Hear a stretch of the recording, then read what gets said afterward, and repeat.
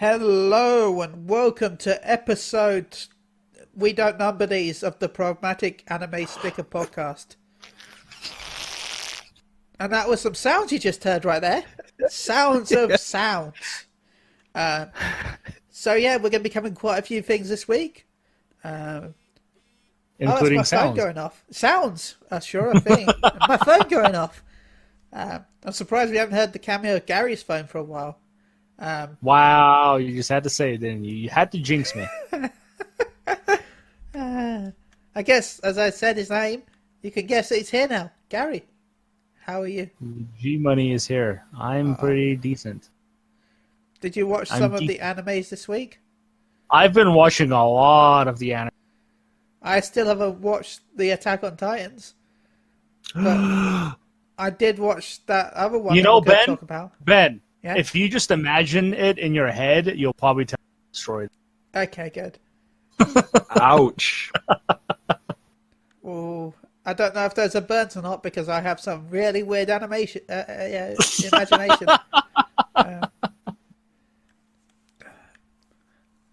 So yeah, how was your week? It's been okay. I've been at work, and I got to watch a lot of anime. I guess I can tell you what it is, because I don't think you guys are going to watch it.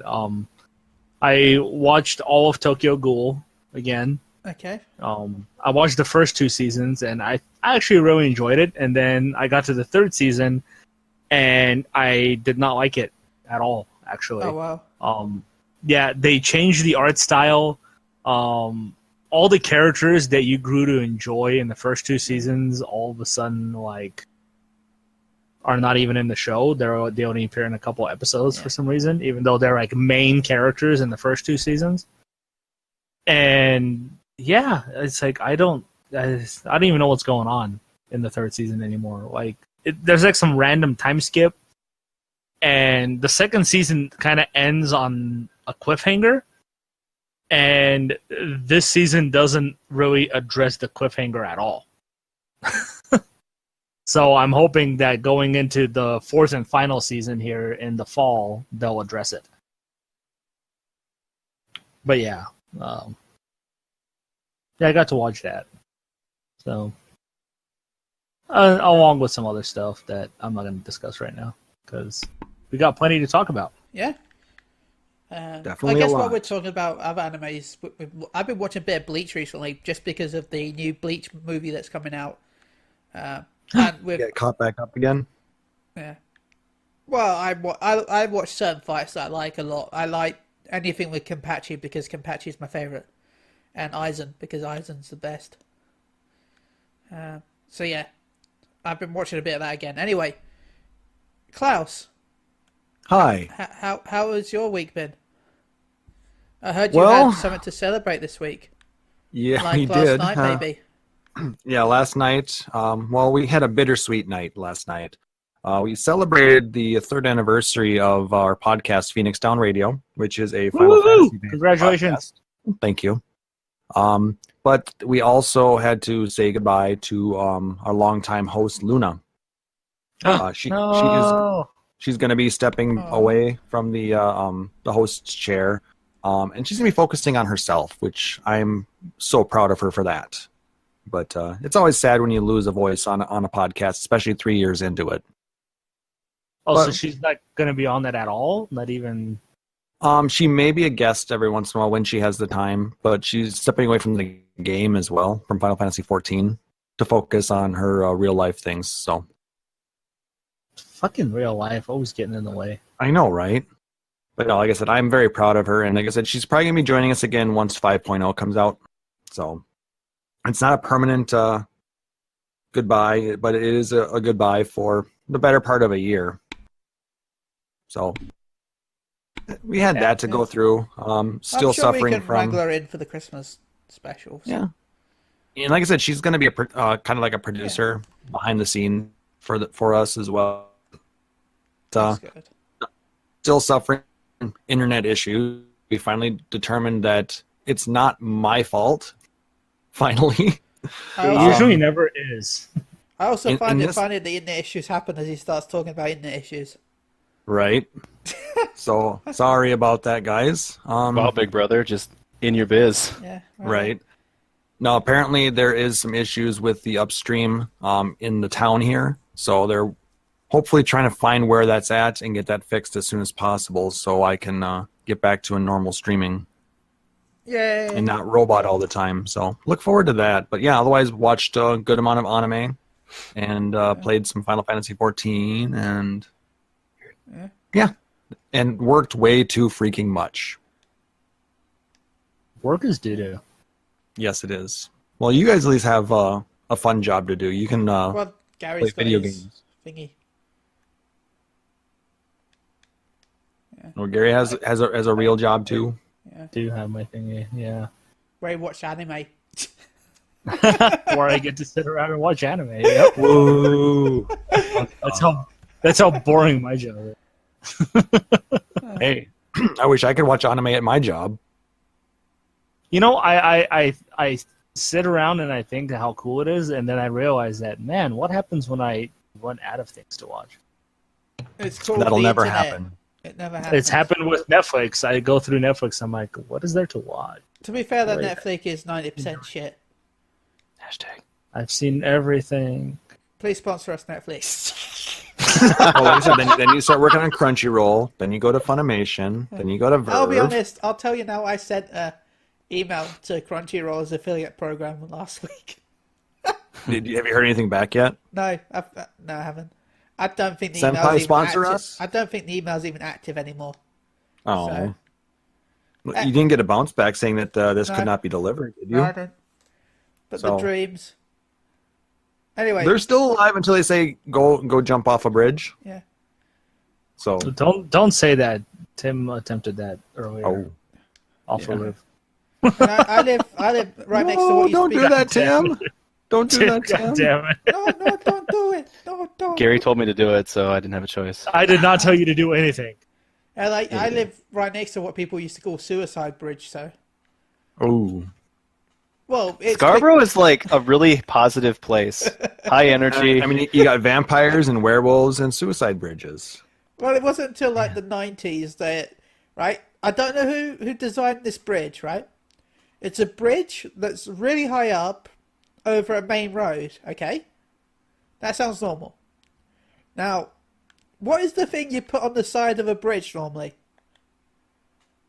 A railing? A railing. Yeah, that's always a good idea, isn't it? On a high bridge over a main road, a railing is sometimes a good suggestion to put up. Sometimes. Sometimes. But they decided Hashtag. that they weren't going to do that with this bridge. That's Wow. what they Brilliant. put up instead. Just nothing. Nothing.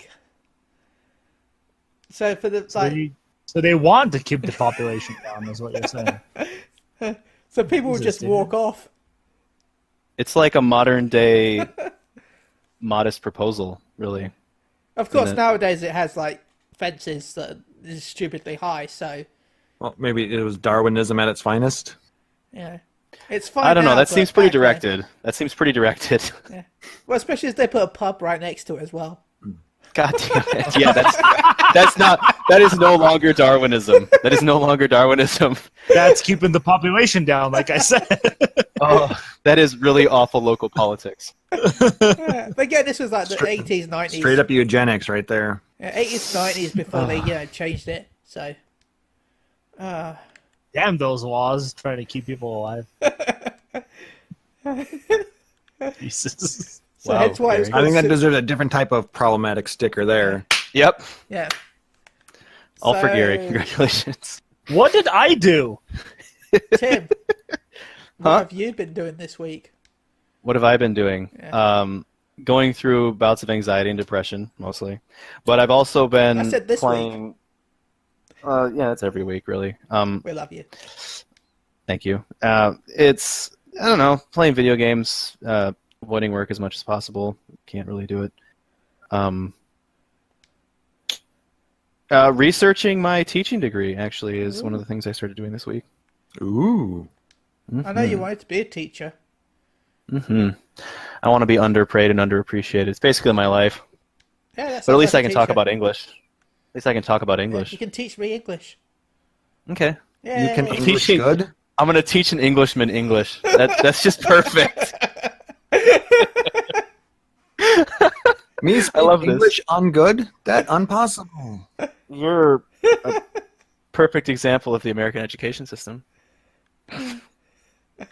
No, them taking forever to translate stuff is the perfect excuse of everything. Like, you know, when it takes 6 months to make a movie go from, like, Deadpool, right? Deadpool is already out on Blu-ray, but we got to wait a month for it to come out in England. Why? Why? Just why? Well, that's They because gotta add all those U's into the subtitles, I guess. It's like Oh, when God. Final Fantasy used to come out in America and then a year later in England. Did it take that long to translate and add all the U's? Is that why? Hi. That's ridiculous. Yeah, I remember. Yeah, is one ever played Final Fantasy 12? It came out Oh. at the same time as the PS3. Yes, it did. Yeah, literally the same day. Well, that's how I got Final Fantasy 9 because it came out. I ordered it at the same time I ordered my PS2. Yeah. But at least I could Oh. play it on my PS2. Hashtag. Well, I mean, I could play Final Fantasy 12 on my PS3 because the original ones had it. Yeah, if you had the original SKU, you could do that, but Mhm. not, Well, not the one remember- that I got. Remember the 60? I got one of the original 20,000 that they had in that first shipping. One of the first 60 gigs. Yep. Remember Ooh, the that si- big 60 gig hard drive. Remember I had to those- drive up to Fargo to get it. Remember those 60 gigabyte? But remember the first load of the European PS3s actually didn't have the hardware in it. What? Yeah, Oh my god. they had only the GPU, if I'm rightly. The CPU was emulated. That's basically where it ended up, isn't it? Yeah, that's where it ended up, but that's how Europe started. Wow. Yeah. Anyway, So this- much love for the Europe. Yeah, this isn't The PlayStation. Well, PlayStation Unchained. This is the Anime Podcast, which is the same website, pc.popping.com. Anyway, Tim, any other stuff? Yeah. Mm-mm. I haven't. I did discover something anime-wise, and it's through this channel I like to follow. It's Super Eye Patch Wolf on YouTube, and it's Bakido is what it's called, and it's this like really over-the-top, super silly like martial arts anime manga, and it's been, I guess the manga's been going since '91. Yeah. And it's still going, and it has anime adaptations, and those were late '90s, early 2000s, and it's coming out in America soon, fall-ish sometime on Netflix. And I was really hoping I could. When I first discovered it on Friday, I'm like, "Oh shit, maybe I can recommend it." But then, yeah, it didn't happen. So once it finally becomes available, I'm gonna try to recommend it. No, you won't. Shut up, Gary, because you guys will watch it. That's why I won't be able to. Oh my You'll god. watch it before we get there. Just gotta blame everybody else.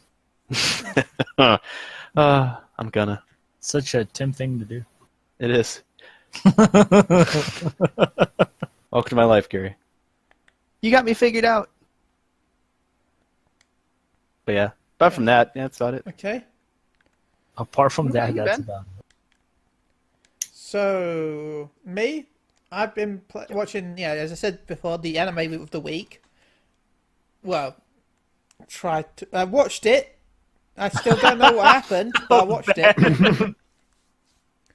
I don't know what I did, but and Bleach. I've been watching Bleach, and I've been playing this new game, Naruto to Boruto Shinobi Striker, which is a 4-player online co-op game, and a 4v4 PvP game.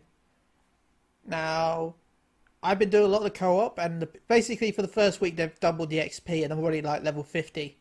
It's stupid, but. As you do, Is that cap then? I don't know. I haven't capped yet. So, as you do missions with friends, you unlock mentors, and as you do the missions, you get mentor XP, and then once you get a certain amount, you can learn abilities to teach your custom character. Like right now, I've learned Sekira's healing abilities, some of Yamato's defensive wooden jutsus, and I'm currently learning under Best Boy Mitsuki, So he actually teaches you Sage Mode as his final ability. So Ooh. Yeah. But we don't know what that is though. they actually have it shown off in the game. He uses it. But spoilers. I know. It's actually really badass looking, so I can't wait till the anime uses Well, it. actually, they did show a little bit of it in this last episode. So That's good. just a very brief glimpse of it. Yeah. But yeah, so the game's been a lot of fun. I'm currently at B rank missions, but there's A and S rank missions which are higher. There's a load of B missions I haven't unlocked yet, and then there's still a few C missions I haven't unlocked. As you unlock them, you get like XP, currency, and scrolls. Scrolls are like little loot boxes that give you cosmetic items. You can't buy the scrolls with real money. You can buy it with the in-game currency, and there's no benefit to the costumes. They're literally just the visual styles of each character. There's 5,000 different pieces of clothing, so it's quite a bit to get. You can get duplicates though, which is a pain in the ass. Can you trade with other players? You cannot trade with other players. That's shit. Yeah. But How do you feel about it? even though there's 5,000 pieces, a lot of them are like, oh, you've unlocked Sasuke color purple top. You've unlocked Sasuke color pink top. You've unlocked Sasuke's color rainbow top or whatever. There's all different versions of the same outfit. Just So it's the same piece, just a different color. yeah. So yeah, it's interesting to say the least, but I guess it's okay. I guess it helps you because it does let you have a bit more customization. That everyone's not just Sasuke. Yeah, there's just Sasuke in rainbow colors. Which is what everybody wants to be, right? Yeah, rainbow Sasuke. I mean, if I'm going to be Sasuke, that's how I want to do it.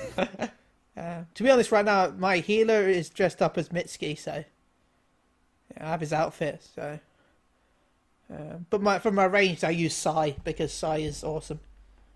So yeah, I for anyone who does like the Naruto games, I do recommend this. But it's a lot more PvP heavy than you think, even because that's what it's aimed for. But it does have a decent-ish co-op mode. It's not groundbreaking. It's not best story. In fact, the whole point of it is the co-op is in like VR. So, What? Yeah, it's VR missions. So the co-op is VR, but Yeah. the normal gameplay is all PvP esports. Yeah, Something So, about Chille, are you going to create a team of everybody over in Scarborough and then just take over the Naruto x Boruto esports ring. gaming world? Yeah. No, what I I'll just do hope the is VR cords don't reach the bridge. The thing is, though, I'm gonna have to call myself somewhere in Korea though, because Korea called themselves England. So, I get it.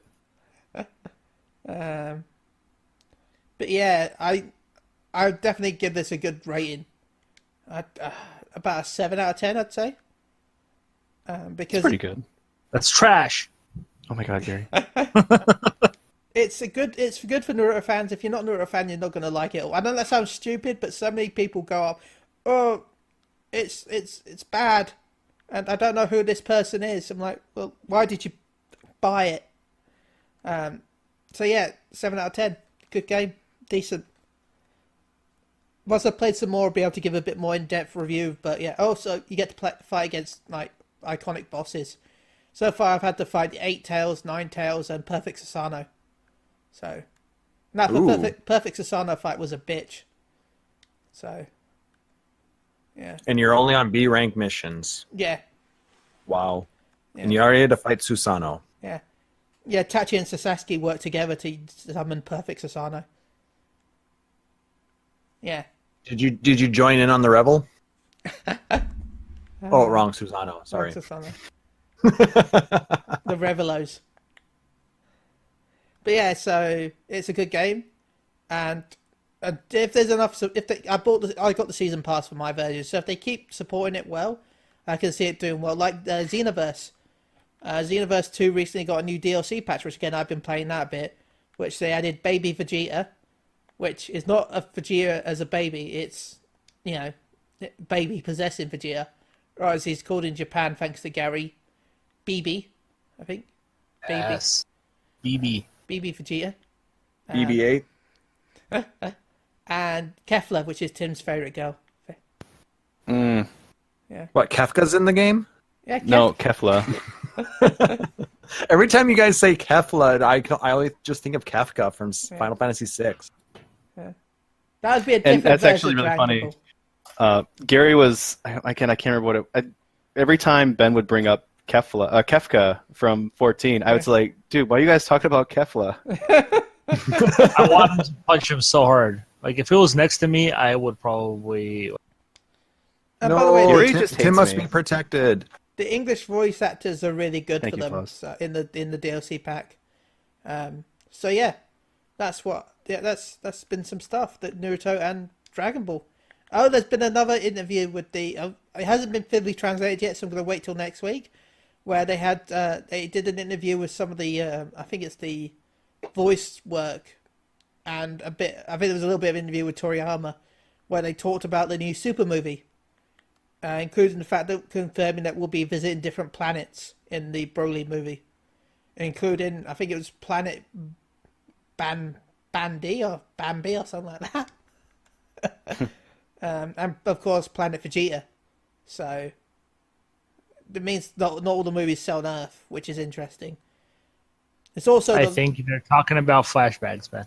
Flashback. Yeah, well, of course, but I'm gonna tell you now that those flashbacks are going to be a considerable part of the movie.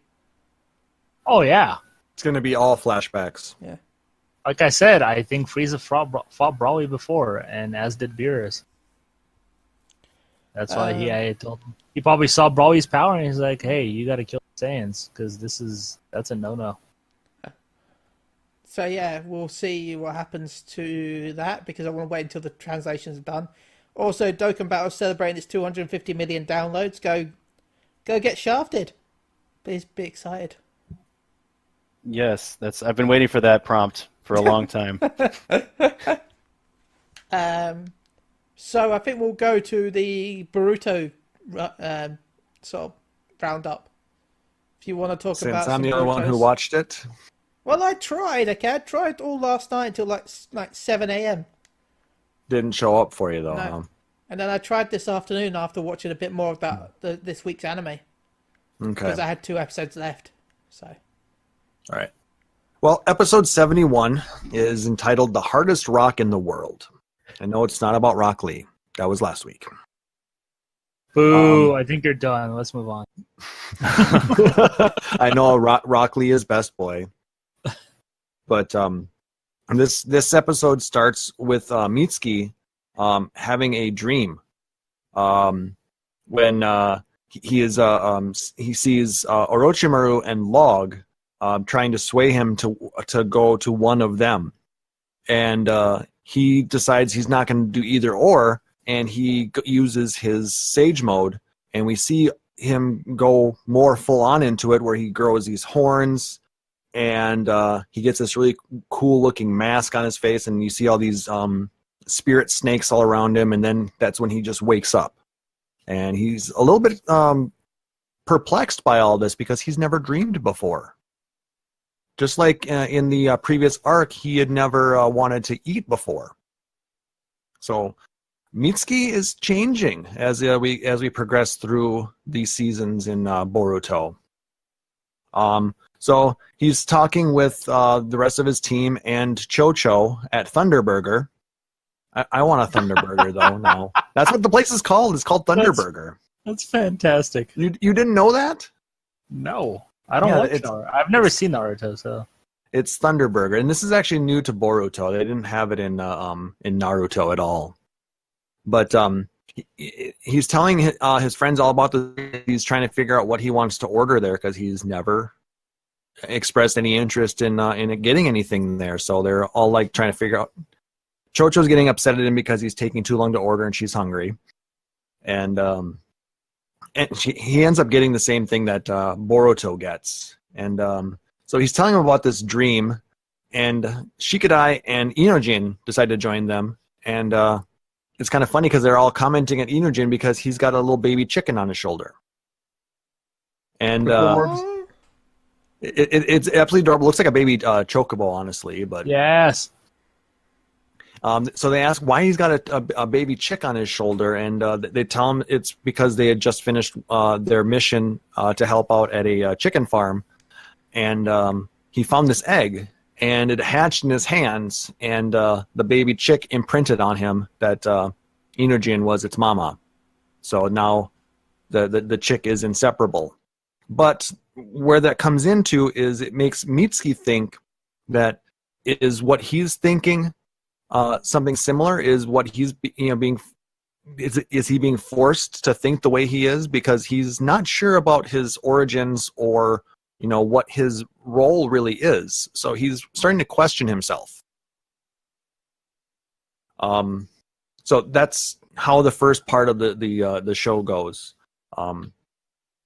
After that, we go into into Naruto's offices because they decide to reconvene the 5 Kage and have another meeting with all that's been going on with the Otsutsuki clan and everything that's been happening with that. They actually bring in some of the former Kage as well because they're extremely concerned as to what the next step is going to be. So they've got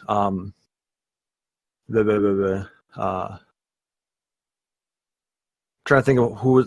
So they've got the former Raikage there, the former Mitsukage, and the former Hokage there. But the former Tsuchikage Wait, is that just Sunday or is it Kakashi? No, it's Kakashi. Aww. They didn't show Tsunade in this part of the episode, but they did show it in the preview for the next episode, so she might be around still. But they were commenting that the former Tsuchikage was missing, and they were kind of concerned because he had joined the current Kage, but kind of got separated when they went to the offices. So they decided to have all of the different ninjas try and find him throughout the city. And basically what ends up happening is, of course, because of plot, Team 7 ends up finding him inadvertently, in fact, because the passing out flyers to who they were looking for, and somebody had snagged it out of Mitsuki's hand, and of course it was the former Tsuchikage. I'm trying to remember what his name is. Why can't I think of his name? Enrico? Something like that. No, it started with an O. Onoki, that's it. Onoki, that's what it is. So basically, they ask him to follow them back to the Hokage's offices, but he's like, well, I'm over 100 years old, and I just want to, enjoy, my time as best as I can. So he asks them to show him around, and in exchange for that, he will answer a question Boruto him about this before. Is the hardest rock in the world. Giggity. Oh my. And no, it's not that. The hardest Rockly? No. God damn it. No. Rockly is not the hardest in the world. I mean, well, he's not a rock. He is a can be mineral. found in rock. He's a mineral. Better than being a vegetable, but so Vegeta anyway, vegetable. they agree, and they start taking him around. They take him. They go eat some dango, and man, does Onoki ever eat dango? I mean, just tons and tons of it. They go shopping with him, and as they're walking by this construction scene, there is a iron beam that they're trying to crane up to the top, but of course, because of plot, the cable snaps and is about to fall on this bystander, and as the three of them are watching this happen, Onoki gets up from out of his motorized wheelchair and basically, flies over like he does, uses his particle jutsu, and basically destroys the beam before it can hit this person. And basically, those kids are all like, "Oh, it's real." They didn't really believe that who he was, or that thought maybe it was like an invented story. But we all know Onoki is pretty badass. Yeah. I'll be honest, I would have liked to have just made it lighter, then complained that, they were stupid enough not to move. And then, so once he does that, he actually ends up passing out because of all the exertion. As he starts to come to, he thinks he sees a young boy, and he reaches out for him, and he calls out the name Kozuchi. And then he comes to, and he sees that it's actually Boruto. And so as they are walking along and they find this little park to sit in, they ask him, "So you said this name earlier, Kozuchi. What is that?" Onoki ends up explaining that Kozuchi was his grandson, and he died at a young age. So they're all kind of sad about that, but because of everything that happened today, Onoki decides that he is going to go ahead and answer Boruto's question. And he looks by this tree, and he finds 3 rocks, and he puts them up on the bench, and he says to Team 7, "So, which one of these is the hardest rock in the world?" So Sarada picks one, and Boruto picks another, and he asks Mitsuki to pick one, and Mitsuki's like, "No, I think I'm good. I'm not gonna pick one." And he proceeds to tell Boruto and Sarada that they're both wrong. That is, though neither of those, not any one of the rocks that he picked up were the hardest rock in the world. The actual hardest rock in the world is the bedrock that is within you. That it is your will that needs to be the hardest rock in the world. And you can go through your life and have just a whole bunch of stuff happen, but as long as you stay true to yourself and hone your own will, that will never break, and that is the hardest rock in the world. And he comments on this because it's the same question that he had asked Naruto years back. And Boruto's all like, "Oh, that old man of mine, I thought he was trying to be slick and make up this question for me." And he's like, no, finds out that it was something that he was passing on, that he had learned from Onoki. So that's basic. And he basically says to them that if you guys are ever in the land of Earth, to stop by and say hi, because he really took a shining to them, and he really enjoyed the time that he was able to spend with Team 7, and they take him back to the Kage Summit, and that for the most part ends the episode. But right at the very end, Mitsuki goes home, and he discovers that his window has been opened, and he carefully checks through his apartment, and he sees that somebody had placed an envelope on his bed. We don't get to see what the contents are, but we see that after he's read it, he he burns it after it's been read. And then at the very, very end of the episode, there's 2 shinobi who are sitting at guard duty at the border of the village, who are attacked with a lightning-style jutsu. And that's where we end. So, like I said, I thought it was a cute episode because the interaction between Team 7 and the former Tsuchikage, it was just really cute seeing, an old man just, trying to have his way, didn't want to go through the boring meetings of, this day-to-day drudgery that he had to deal with when he was the Tsuchikage, and instead just enjoy his time and share his wisdom with the next generation. So, like I said, it was a cute episode. Filler that leads into the next storyline, potentially, because they were talking about their plans on what they need to do if more of the Otsuki clan decides to come and attack. They need to be ready for that. So yeah, that's that. Any questions on it? No, I can't wait to watch it. Yeah. The lead up to the next episode, it's called Mitsuki's Will. Yay!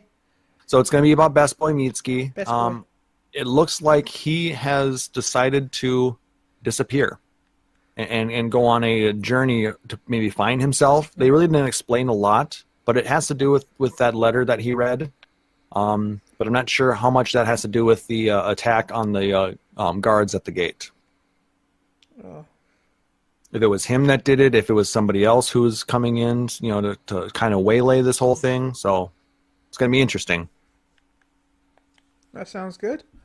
I just wish there was somebody else I could have talked with this about, because I felt like I was just jabbering on the whole time. I enjoyed the jabbering, the jibber jabbers. The jib jabber? The jibber jabbers. All right. So, yeah, that was, like I said, I thought it was a good follow-up episode to, to the Metal Lee episode we had last week. I think there needs to be more Metal Lee. I think there will be. Yes. Because I think there's going to be a lot of growth in his character, as well as a lot of the other ninjas. I mean, because we basically have the 4 teams that we're following throughout this series. And then we get to see some of the behind the scenes with what's going on with Naruto and the rest of the leadership in the Hidden Leaf Village, as well as a lot of the other ninja villages around the Naruto world. The ninja world, I guess they call it. Sounds good. So, I guess we should go to My Hero next. Who watched My Hero? I liked this episode of My Hero, but I was actually kind of pissed off, too. Really? I thought it was one of the best ones. Oh, it was, but it was the ending that pissed me off. Oh, yeah, so we'll get to that. We'll get to that. Anyway, it's gone back from the little side story, which was to tie into the movie that's out now in Japan, or has been out now, but it'll be out here soon in North America. End of the month, and maybe in Europe. I don't know. I can't seem to find any cinemas that play it. 2020. So my vision is not 2020 because I cannot find a single cinema. Anyway, womp, womp, womp. Anyway, we got back to the gang Orca attacking the the training exercise they're doing right now. Well, they're attacking because of the training exercise, should we say. The training exercise was them rescuing civilians. But to simulate... That was part 1 of it. Yeah. But to simulate villains attacking during the rescue, they had the gang Orca attack during it, which is part 2. Well, what they did at the very beginning of the episode, they actually cut to 3 weeks prior to the test, where they actually had the planning committee, the hero safety committee, sitting there trying to figure out what they're going to do for this test, and it was actually requested by, I believe, the police. Yeah. To include this portion in the test. Because of basically All Might's retirement. And how they need a new icon for it. Exactly. Well, they need somebody to step up first, or eventually. Endeavor. But Endeavor is so far down. He is nowhere near as charismatic and as the people's hero that All Might was. Yeah. What they want in the meantime is they want to develop a group of heroes that can group of misfits that they can gather together, and they should call them the A-Team. Da, da, da. I don't think so.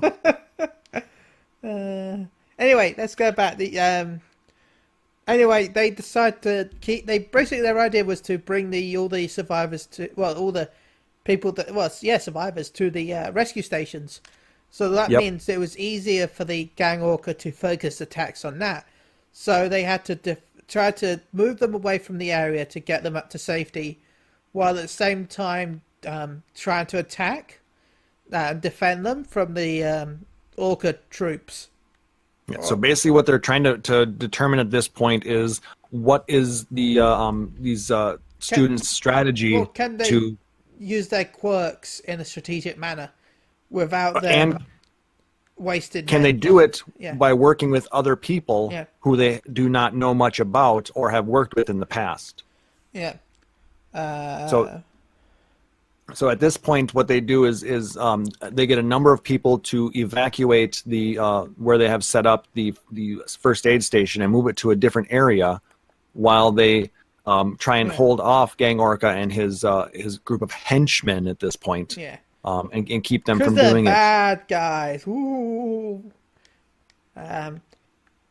Yo Shindo takes the initiative to try and stop the henchman by using his earthquake his ability. vibrate quirk. Yep, his quake ability. Yeah, and that did not do that. In fact, it would have slowed them down if it wasn't for Gang Orca sort of overpowering it.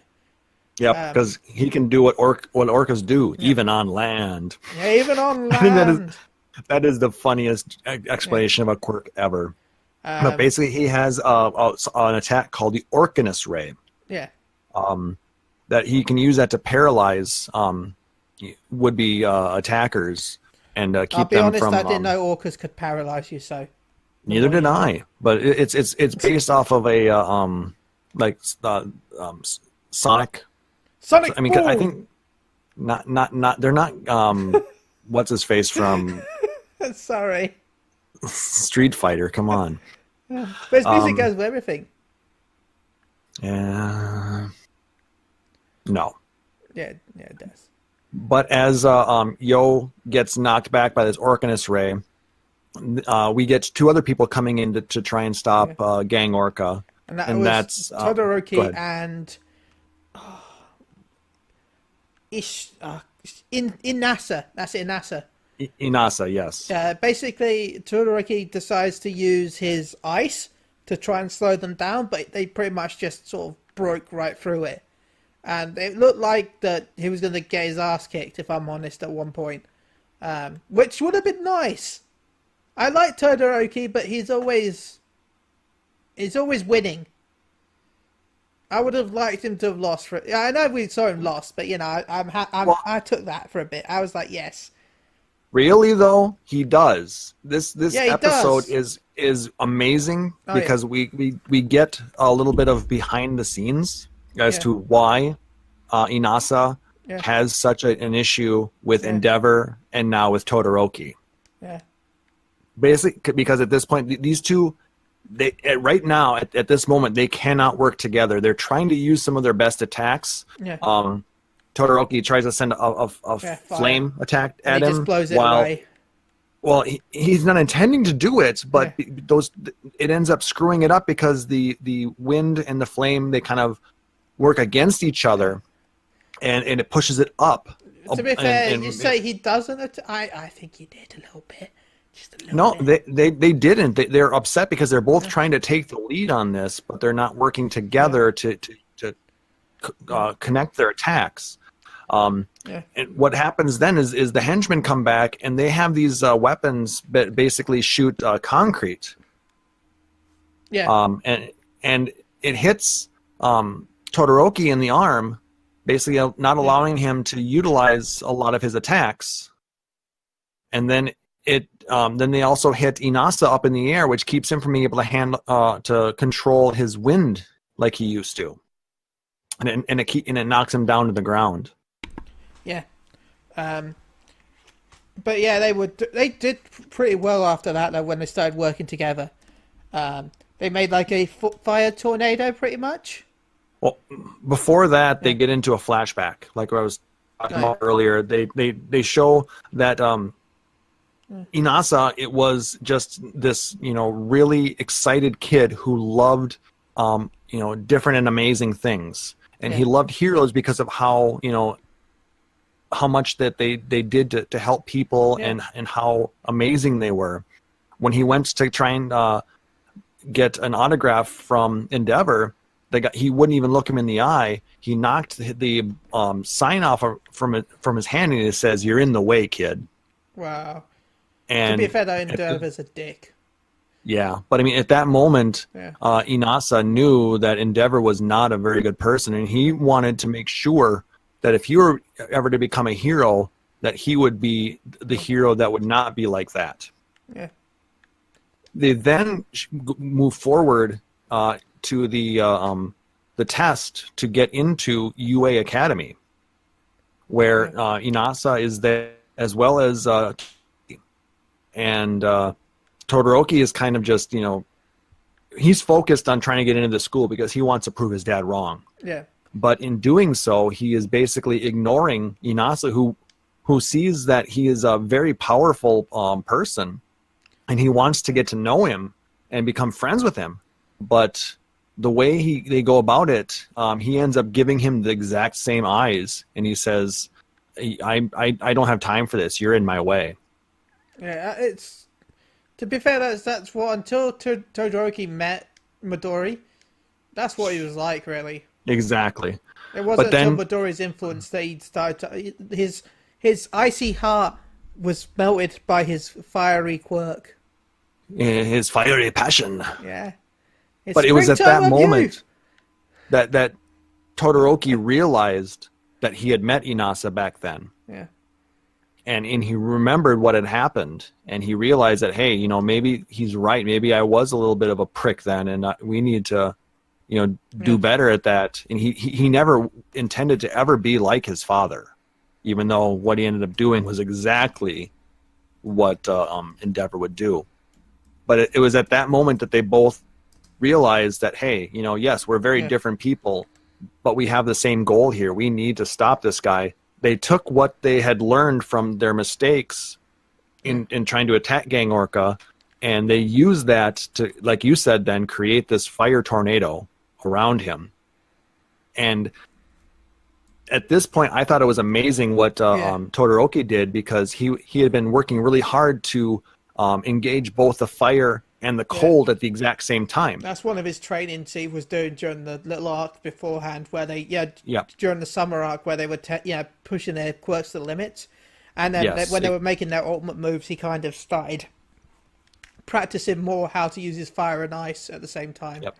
He was having difficulty doing it while moving, but because he was basically immobile, because they were knocked to the ground and hit with that that concrete, he was able to engage both quirks at the same time. Oh, we also missed the scene, I think it was before that, where they went to a gauge and it got pushed away and it nearly hit the other student. So Midori saved him. Oh yeah, that was another part. Yeah, because when they tried to do the fire and the wind at the same time, it ended up knocking it over Midori's and like, almost no. Just no. Stop it. What are you guys doing? Yeah.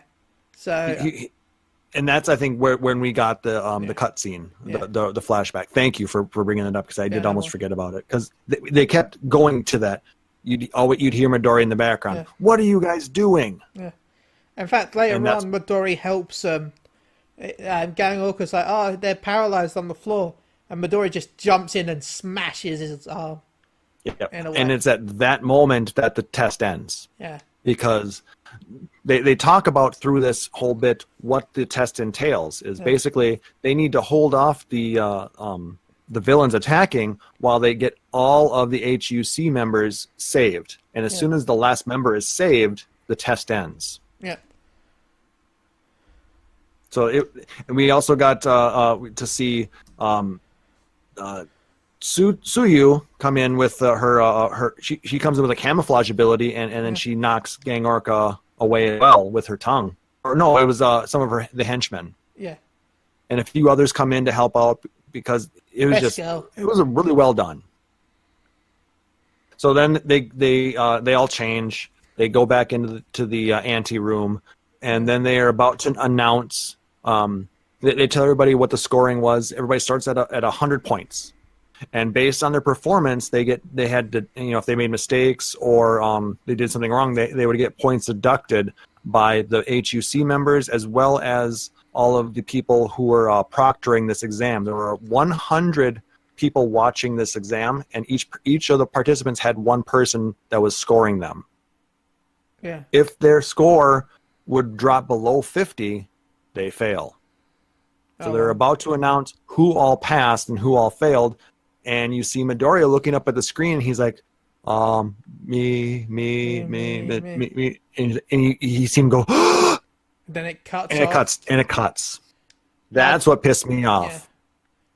Yeah. I hope he didn't fail. As I said before, I hate the fact that he failed last time. And I really hope they don't do a failure again. Well, I'm hoping that, I know they're going to, but they probably didn't get a perfect score. Yeah. There's no way. Well, yeah, they failed like the start, so. But yeah, well, they made mistakes. I'm hoping it wasn't enough to fail them outright. It was a good episode. I didn't watch the next episode preview, though. Okay, basically what the preview is, at that point, what we get to see is Bakugo calls out Midoriya and wants to talk with him. So they're going to have a discussion about his quirk. So that's basically what's going to end up happening. That'll be interesting to hear. I don't know how many episodes are left on this season, though. It's been like a really long season. Let's see here.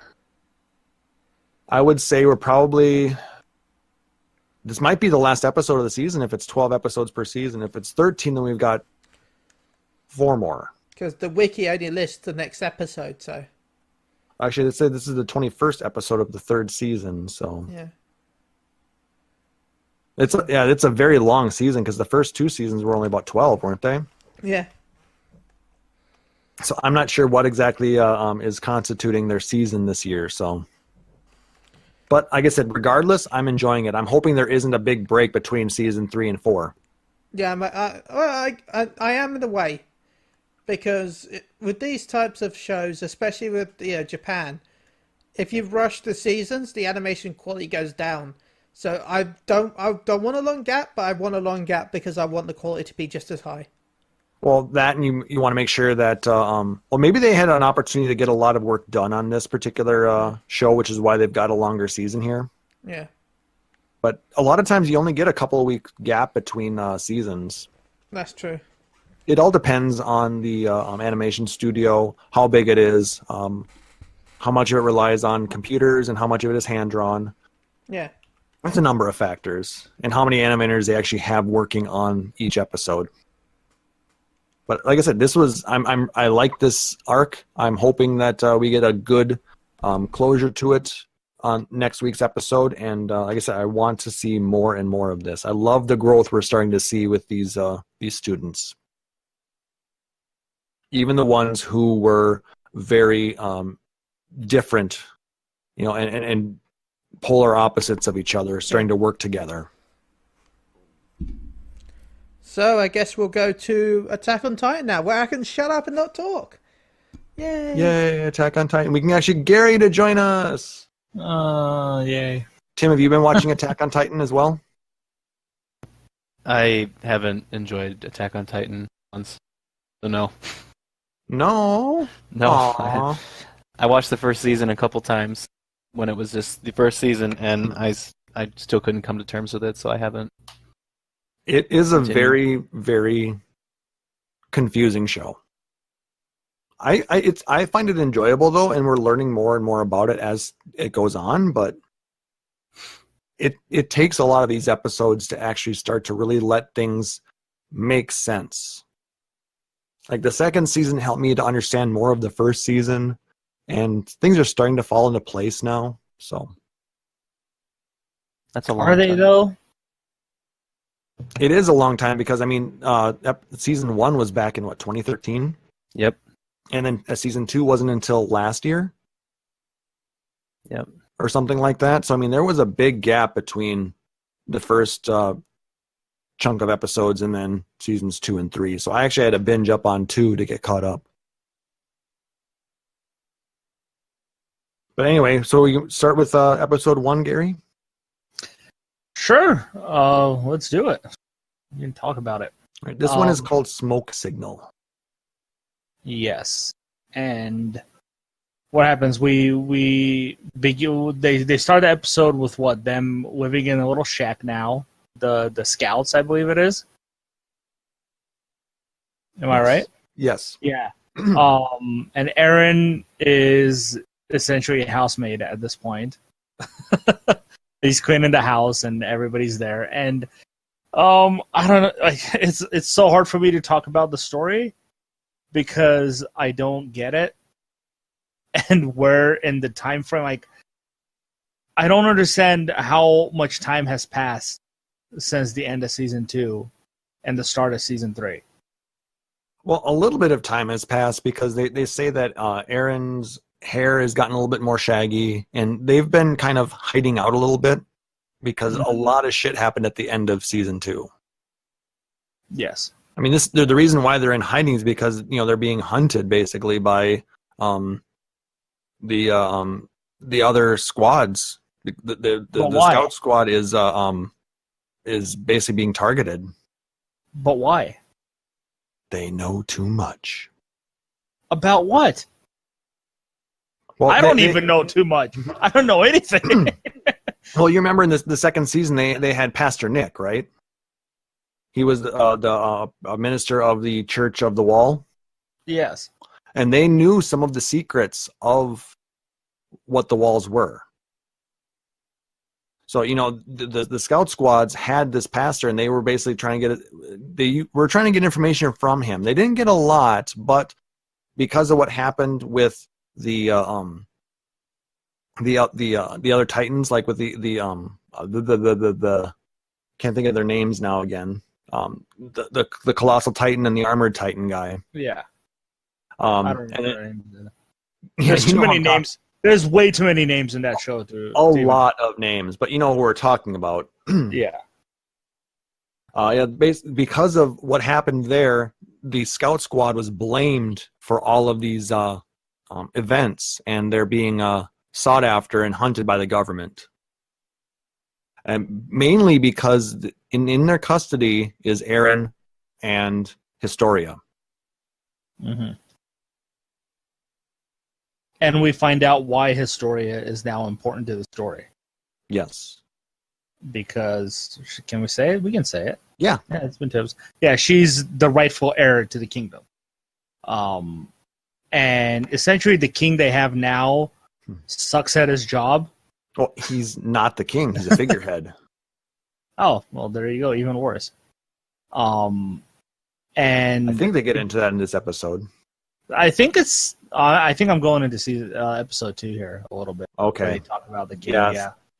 Sorry. Like I said, I'm up to episode 5, I think now, so that's why I might be a little bit more ahead. So I'm trying to not spoil things. So I apologize. No, you're fine. So yeah, they're all being hunted. Eren, for some reason, can no longer control his Titan form. Every time he's transforming incomplete, and they can't figure out why, and I guess he can't figure it out either. I've also noticed his attitude is completely different now.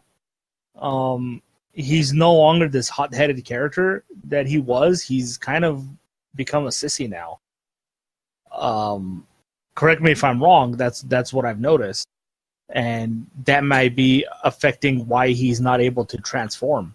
Yeah, he's questioning what is going on because before he didn't really know what was going on with the Titans, but then now with what they had gone through at the end of the last season, and that fight, and him discovering that there are so many more Titans, that in human form, and he's starting to question his self and what he's doing there and why he is which side is he supposed to be on? He doesn't know what's going on right now. There's a lot of questions in his head. But yeah, he is definitely losing control of the of his ability to transform. And I think when he did that scream, I think that kind of shook him a bit as well. The fact that he was controlling other Titans with that. Mm-hmm. Yeah, and they're essentially trying to train him at this point in order to use this ability that he's discovered he has. Yep. Well, they want him to be able to use the Titan hardening ability to be able to fill in gaps in the wall because they discovered that the wall is made of Titans. Mm-hmm. And see, that's the one thing that bothered me, is that happened so early on in the second season, and then the second half of that season, you pretty much kind of forget that whole thing, because the second half is essentially them fighting on top of the wall and all the stuff that happens afterwards. So I completely forgot about the whole wall situation and the pastor. And when I started season 3, I'm like, who the fuck is this pastor? Why do I even care about this guy? And I thank you for reminding me now, like you said it, and it clicked right away. But yeah, there's just this big gap between that part of the story and what happened with the fighting and stuff, and with the Titans. But yeah, so the pastor, they find out, was murdered.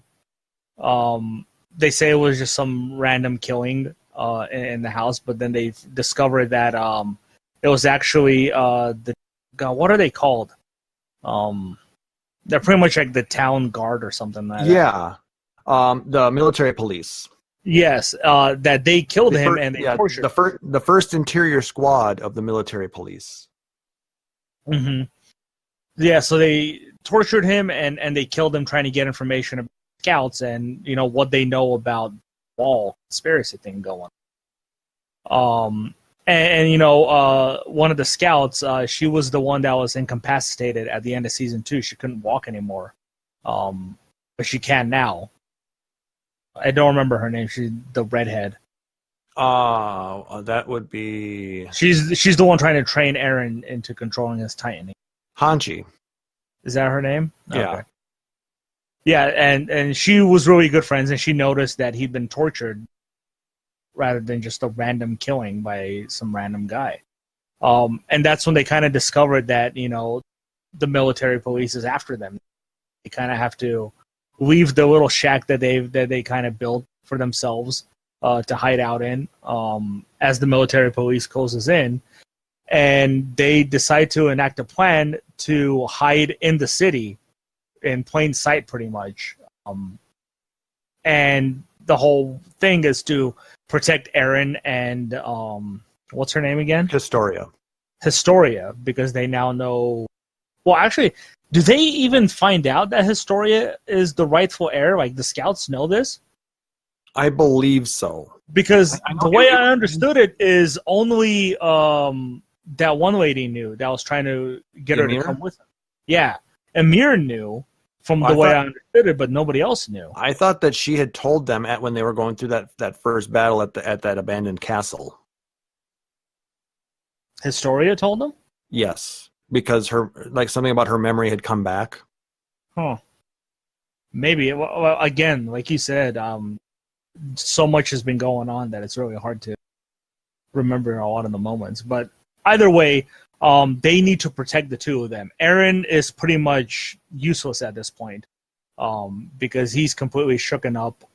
As you say, he's probably shooken up and he doesn't really know what to do anymore. So he can't even use, the weapons that they used to kill the Titans anymore.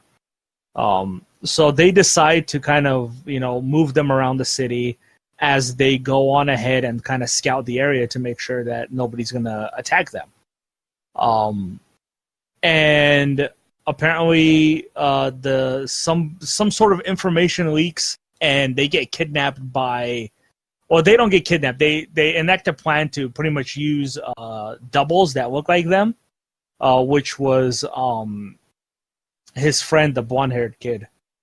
Yeah, I know. Yeah, because they basically end up splitting off in two teams. There's one team that goes through the city with the doubles, and then there's another one that goes through with Eren and Historia. Yes.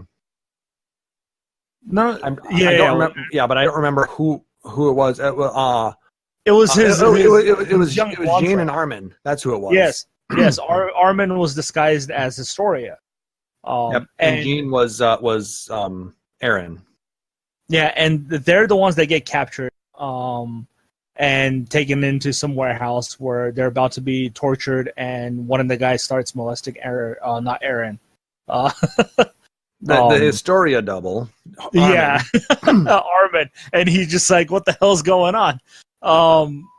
And and the other scouts, they kind of go in, they capture them with the other girl, that Aaron's best friend, the chick.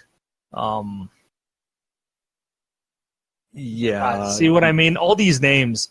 I can't many names. I'm comprehend it. Anyway, it's the three of them. Like they're the three best friends, Aaron and those two. Mikasa. Anyway, Mikasa, yeah.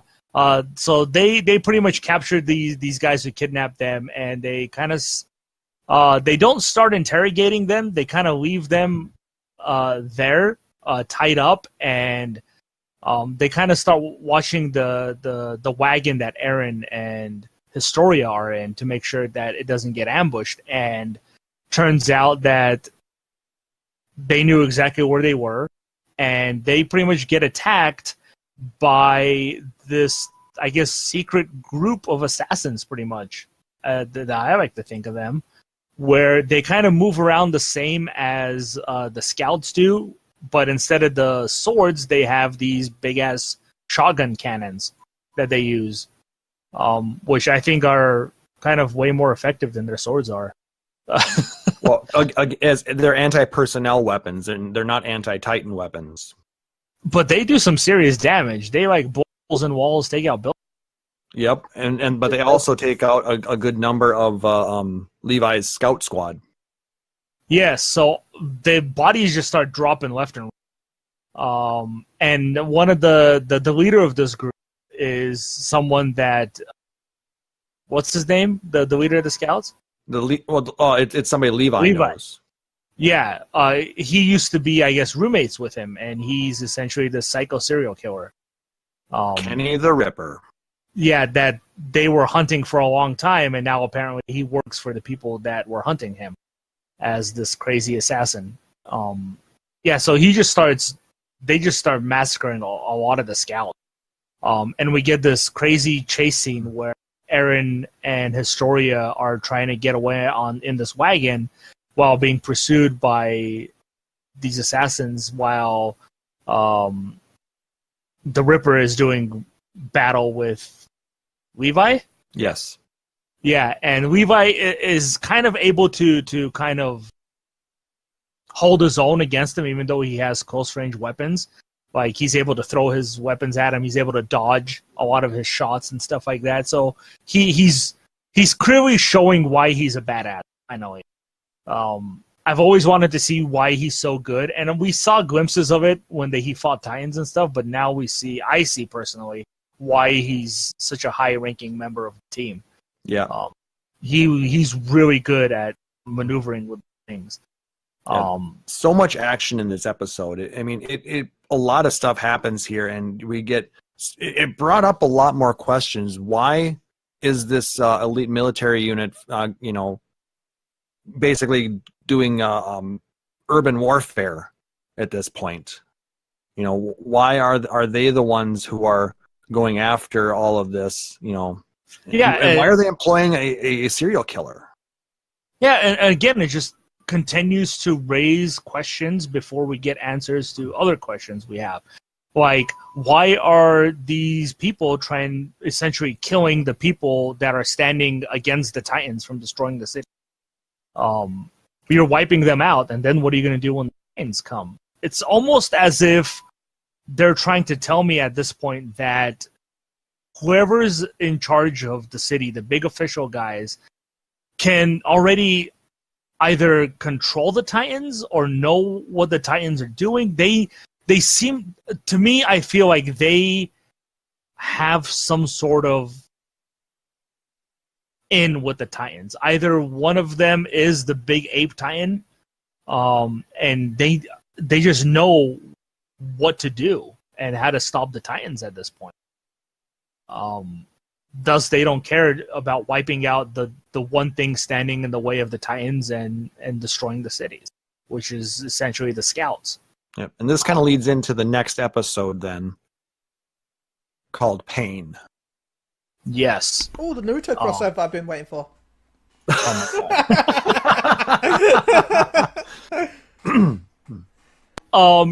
So the battle on the rooftops continues, and regular people are just minding their own business because they don't know what the hell is going on in the sky. These guys are flying around. But Levi kind of gets the upper hand on the Ripper. He throws a chair at him and then shoots him with a shotgun that's behind a bar where he gets cornered. So he gets cornered in a bar, and he's pretty much surrounded, knowing there's. And he kind of comes up with this crazy plan where he is able to actually get away from them, which was pretty cool how he did it. But yeah, Eren and Historia essentially get kidnapped, and they lose them. And they go back and they start interrogating the two guys that captured their doubles. And they kind of pretty much don't really know anything. Yeah. So we learned that the people who had captured them initially, or they captured the doubles. Mm-hmm. It was a guy named they called the boss. It was Demo Reeves. He's a businessman in the city, and basically Levi talks with him, and he convinces him that what we're doing here is actually in the best interest for humanity, and he convinces him to work with them to try and make things right for the people of the town here. Okay. So maybe that was further on. Hold on a second. I might have skipped ahead. I might have skipped ahead. You were talking about the building where they were in, right? A lot of stuff happens here. Yeah, the warehouse where they left them there. But they essentially start torturing them, and they believe that they admit that they tortured the priest, and they believe they're doing it for the right reasons. Okay, I know what part you're talking about now. You're talking about where they captured I believe it's the two of the squad members, Ralph and Sanas. Yes. Yeah, because Levi and Hange were torturing. Sanas is the captain, I believe, or the higher ranked of the two. Mm-hmm. And I mean, the torture scene was actually a little bit. They didn't show a lot of it, but it was pretty brutal sounding, even what they were doing to him, and it seemed like Hange was really enjoying herself a little too much, or made it seem like she was. Yeah. I mean, they were ripping off fingernails and beating the crap out of Sanas, and but they realized that he wasn't going to talk, so they came up with a plan to essentially convince the other guy they captured to read off this letter. Like, they kept the door open a little bit so he would hear, and he pretty much just said a whole bunch of stuff that wasn't really any truth to it, but it incriminated him and the other guy in what was going on, like all capturing Eren and all that, and talking about how he hated him, and essentially reading from a letter that they were holding in front of him, so the other guy wouldn't be able to see it. And then he heard it, and they kind of came back later to finish up the torture, and then he just starts talking right away because he realizes that there's nobody that's on his side anymore. So what's the point? It was at that point that he fully revealed that the Rice family is the true royal family, and the current king in place is nothing but a placeholder. The ones that are running the country right now are the people who are his what do we call them? His cabinet, his advisors. Mm-hmm. That group of 4 high-ranking members from these highborn families, so to speak. Yeah. And essentially, the episode kind of ends with Eren kind of tied up on the bed, and one of these, I believe it's one of the officials, kind of hugging Historia. That is actually Rod Rice. That is her father. Oh, okay. So are we then? He's the true heir to the throne. He is, in all intents and purposes, he is the king. But he's essentially being held prisoner as well, is what I'm understanding. Right? Because if he's king, then why is somebody else running the country? Why did they have a placeholder instead of him? It's a very confusing story. That's what I'm talking about. Like, I started the season not understanding any goddamn thing was going on. I'm like, why aren't we fighting Titans anymore? Why are we killing each other? Yeah, there's a bit that we skipped, because in the royal capital, those officials were talking about the retrieval of Eren and Historia in the throne room. They're trying to decide how to deal with the matter using the power of law that they always have. Because this is where I'm confused, because a messenger arrives from Rod Rice with news that they had successfully captured Eren and Historia, so they conclude that they no longer need to take action. So that they basically they were going to send the that first squad of military police out, to find them again, but they no longer believe that they need to. Okay. Yeah, that was a bit that happened, towards the beginning of the episode, I think. Yeah, shortly after the bar episode, the bar portion. Okay. And yeah, because at that point we see the wagon go through those doors, and we thought that they had gotten away, and that Eren and Historia were safe, but that's when we learned that they had actually been captured. Mm-hmm. So much that happens, and like I said, I'm a few episodes ahead, so I'm trying to go back and recall everything that's happening. Thank God for fandom Wikipedias, right? Yeah. Like seriously, and it's been very helpful. So shout out to the Attack on Titan Wikia for helping to realize what's going on here. Yeah, but yeah, sorry about the name stuff too, because there's so many freaking characters in that show. There's probably like 30 characters at this point that we have to know. Yeah, it gets really hard. But like I said, it'll start to make more sense the further on you get. So I believe episode 3 should have just been released today. It'll be released later, yeah. Or it'll be coming out shortly. I checked it before we started our Unchained podcast, and it hasn't been up yet. So sounds good. So yeah, we will talk about that episode. I may hold off on watching the next subbed episode for a little bit, then, just to maybe get caught, so we're both caught up at the same point. Because like I said, it gets confusing when you're 4 episodes ahead. Yeah. So the show is just so confusing. Like, there's just so much. I think a lot. Like I said, it does seem confusing, but I think the storytelling is starting to make more sense. Yeah, I just wonder how much longer they can go, because I think it's starting to wear on the audience and their fans that they're just throwing more and more into it without giving you any proper answers to anything. And that makes sense. And I think it's really starting to really irritate. Like, the reason that, obviously season 2 took so long to do is because they didn't even think season 1 was going to be popular. So they didn't even bother getting ready for season 2, but it took off so much that that's why the popularity in the US is what really shot them to get into that second season. Mm-hmm.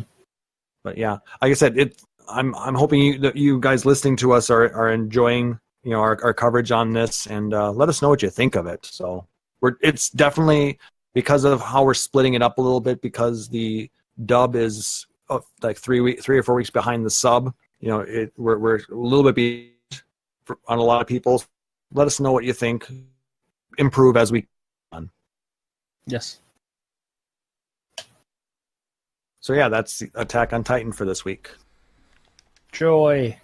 Yay! That's your clue. Your cue, Chille.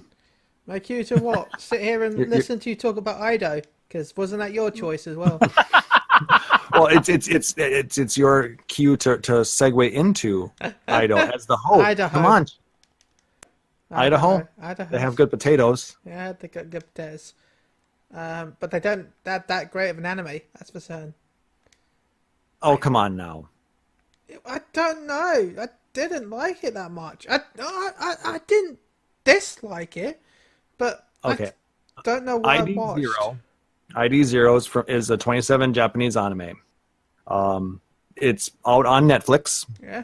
And like I said, there were 12 episodes. Yeah. The basic plot of it, is before we get into our discussion, who loses his memories, who is a mining robot that mind stuff. Like I said, based in the distant future, the discovery of a new mineral, orachalt, has allowed humanity to expand beyond their solar system. On the constant lookout for orachalt, humanity has developed eye machines, robots that can operate in extreme environments. Eye machines function by transferring the human pilot's consciousness into the robot's operating system. In that sense, the human becomes the machine. Yeah. And Kind of I'm sure I remembered that some other... Well, to be fair, it's a standard thing in a lot of animes.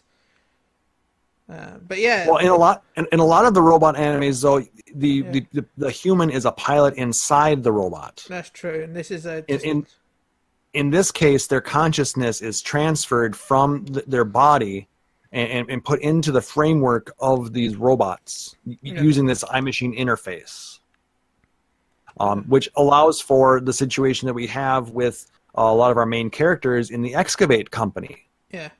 They are all miners who have no physical bodies. Well, what they they're called exist. again? Ever thingies.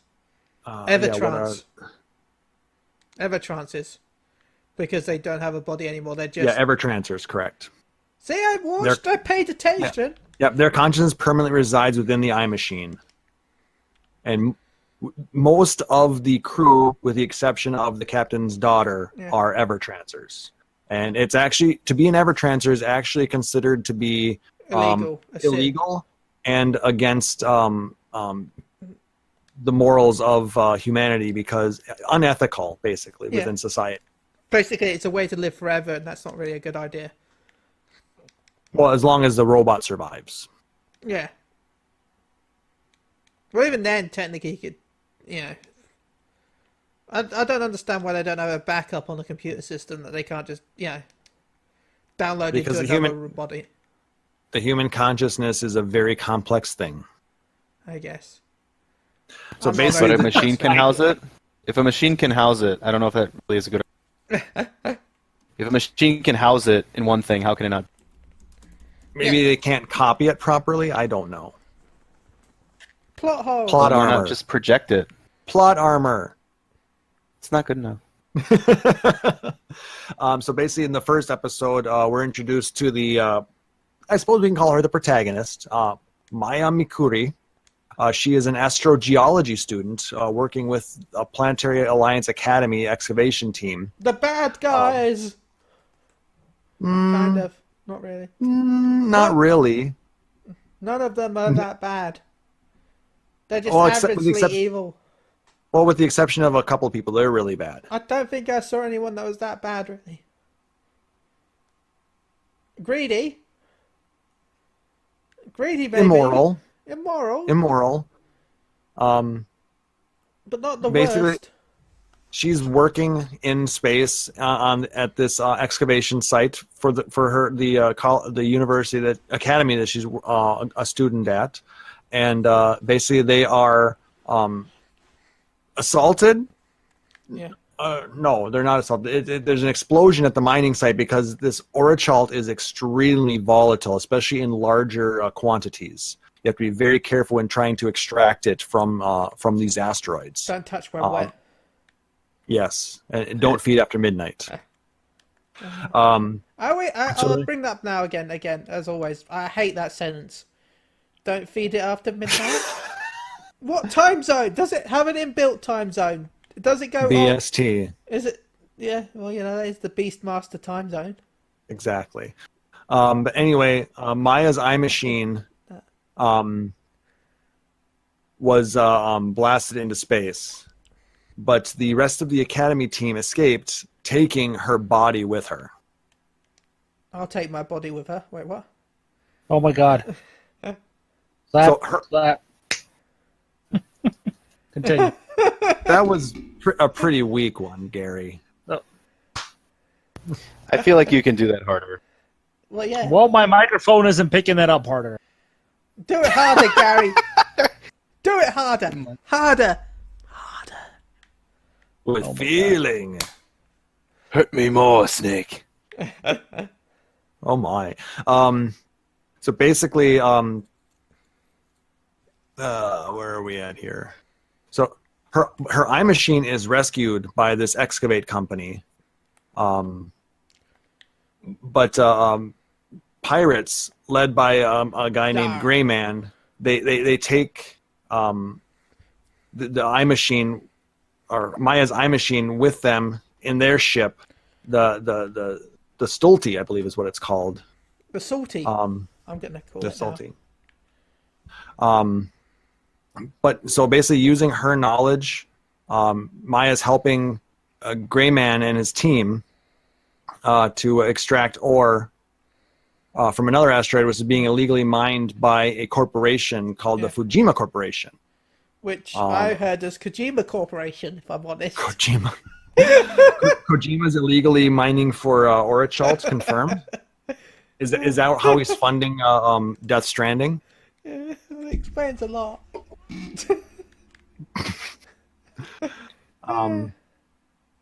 Anyway, they're stopped by the Planet Federation's 7th Cosmic Fleet. Yeah. Well, that's after they talk about how the higher ups must have sold the details because there was no way for them to know how to do it without the plans that the thingy person had thought of. That's true. And at that point, the excavation team retreats, and they're able to retrieve Maya's MT unit because it had been abandoned by the Academy's ship. They'd done fucked off. Nice, right? I mean, how nice is it of them to dump her body because they didn't retrieve her eye machine? Well, to be fair, at least they dumped it. They didn't just bring it with them. But they found it, and they were able to retrieve it and get her back into her body. I must have missed that part, so I'm happy I've worked out how they got that. Because I had no idea how they got that. I'm like, oh no, you can never go back into your body. Your body's gone to the farthest pieces of space. 10 seconds later. Oh, I'm in my body. What the fuck? Is this a flashback? I literally thought it was a flashback until they actually showed the actual pirates. Yar. Again, plot armor. Plot no jutsu. So basically, at this point, like I said, we learn about the information has been sold to this Fujima corporation. And unfortunately for our heroine, she gets blamed for it. So now she has to. She ends up working with the excavation company in order to find out a way to clear her name. And they get into a lot of interesting situations, right? That they do. Like I said, I watched this a while ago. I didn't get a chance to rewatch it this week, unfortunately. But from what I remember, like I said, there was a lot that happened in this anime.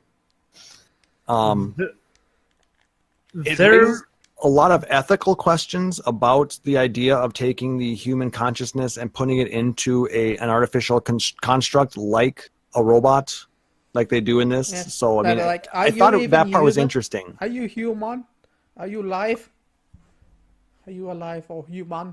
Well, a lot of this going around centers around one of the members of the excavation company, and that's Ito. There's not a lot known about him. Who would have thought the anime show called Ito would be about Ito? Well, it's actually called ID0.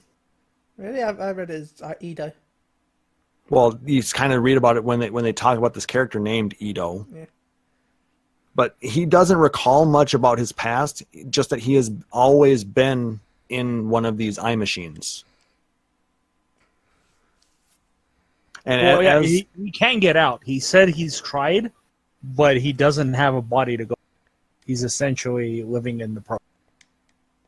And the others had lost their bodies, I believe, in accidents or things like that. Like the Captain Gray Man. Mm-hmm. And some of the others that work for them. I think so. I'm not sure. I'm just checking all this out.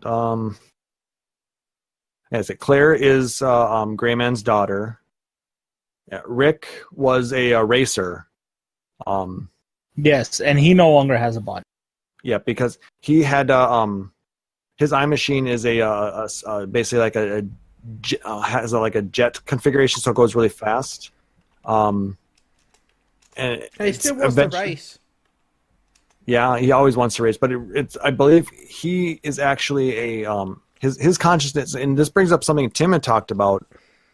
It actually ends up being a copy that was made cause his original was lost in his car, or when he died, or something like that. So his it's a copy that's in this particular eye machine. So they can copy it. Yeah. Apparently they can. But apparently they die if the robot dies? Well, if there's nothing to power the consciousness is stored, then if there isn't a copy, I don't know. No, if they're not able to transfer their consciousness to another machine or another, I guess, clone, then they'll die. Yeah, because there's a lot of talk about.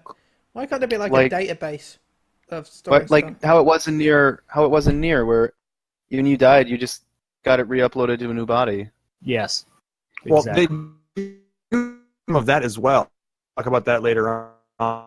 The other people within the show, like was it Adam's Forte Chevalier, everybody's favorite gold mask wearing douchebag. I mean, he's just kind of a messed up, cocky motherfucker. Yeah. Because his body is actually a clone of a man named Kane Arisugawa, who is the father of eye machines. He invented them. Yes. He invented it. Can I just say one thing? Yes. I got really when they continued to call him by his full name. Yeah, I was like, who the hell is he? Every time they said his name, they had to say the whole thing. Adam's Forte Chevalier?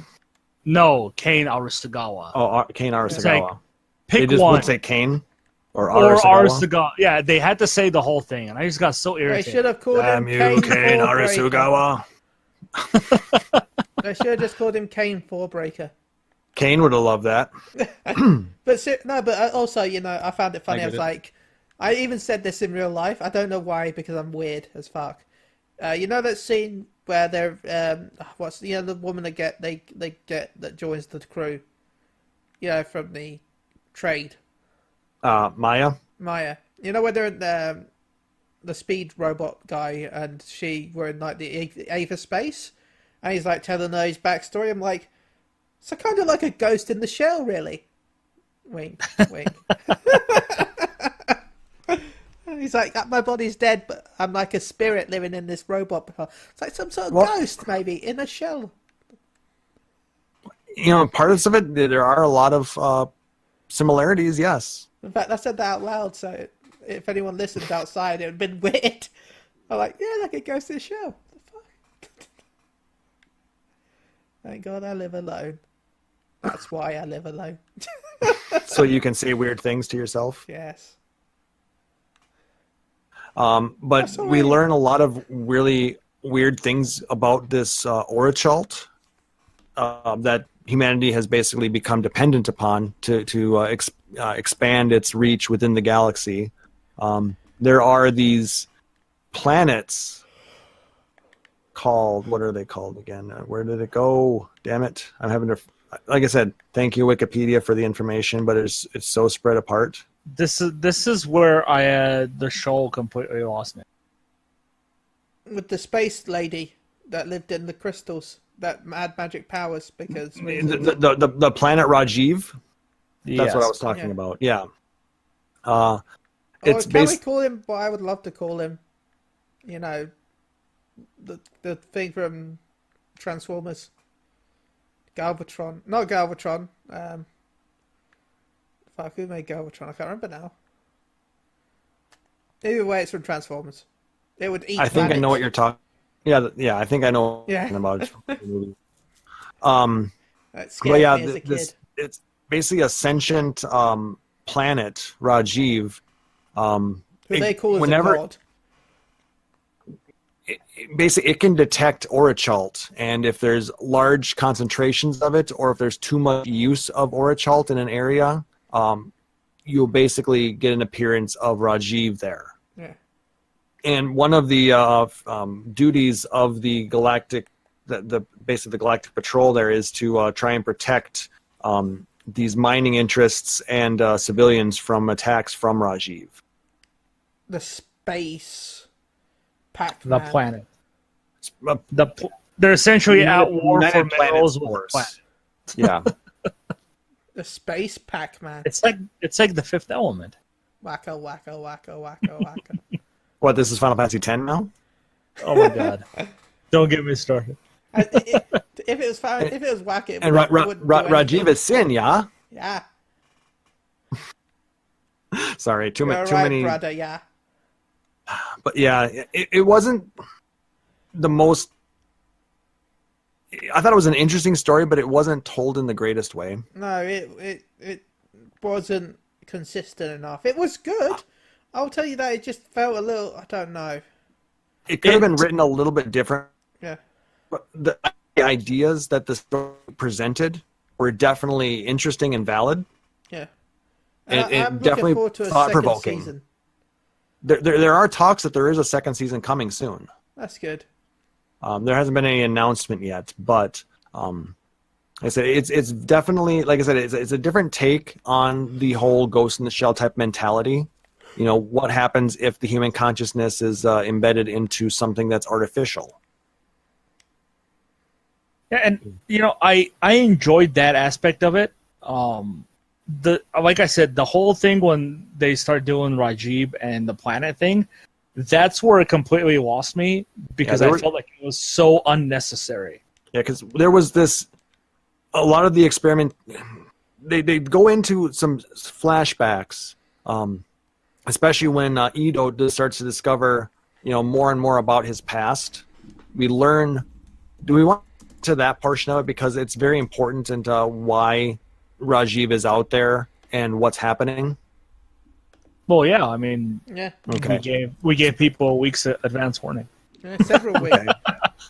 Basically, we end up discovering that Ido is Kane Arasagawa.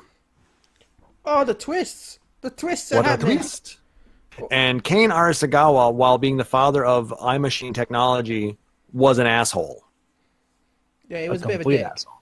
He was a total, unapologetic motherfucker. And he did experiments on hundreds of people without even batting an eye at it, in order to try and further his research on iMachine technology. And this included this little girl, the daughter of one of his partners. And this girl ends up becoming a key to being able to reach out to and communicate with Rajiv. Because I believe, isn't like her mom or something like that in Rajiv? No, her mom something afterwards. Her mom is after that. Okay, because there's something with this girl. The little daughter was really ill. Okay. Mm-hmm. Yep. And so it's not because he's a dick. It was because he cared about her. He cared about her. So he used the experiments to try and make her, live, by transferring consciousness into a robot, so that or like a clone almost. Clone, yeah, so that she wouldn't die.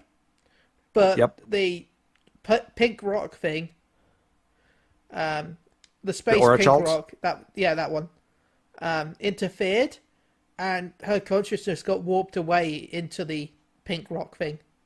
Okay. But yeah, we encounter her at different points in the story. Yeah. That's why I was in. So she is the one that's in Rajiv.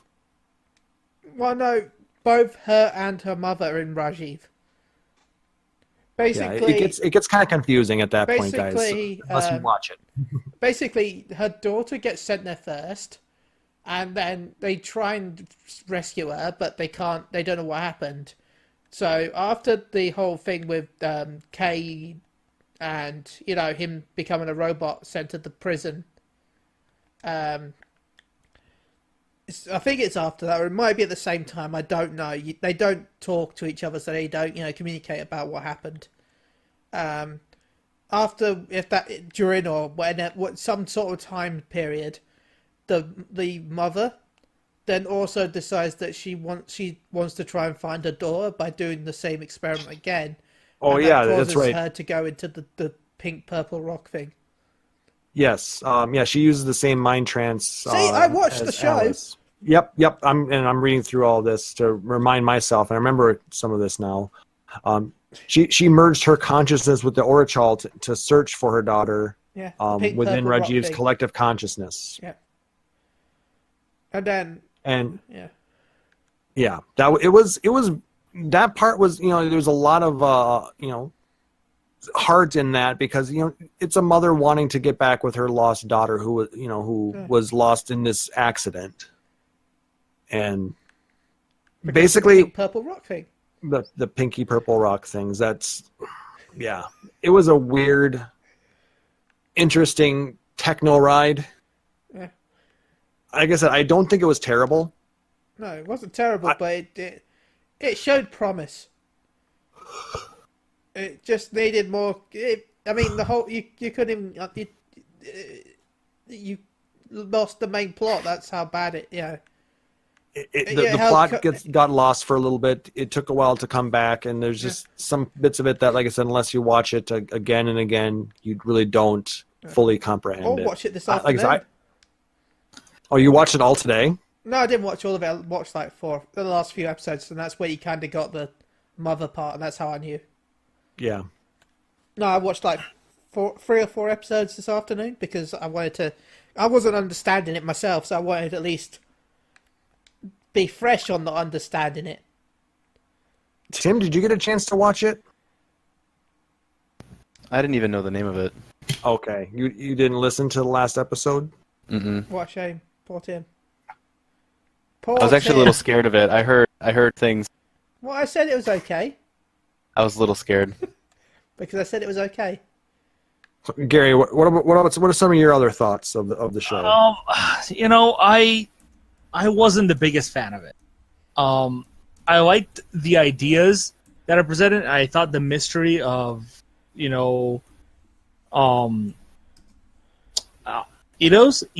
and that little girl's relationship. The magic girl that controls rocks.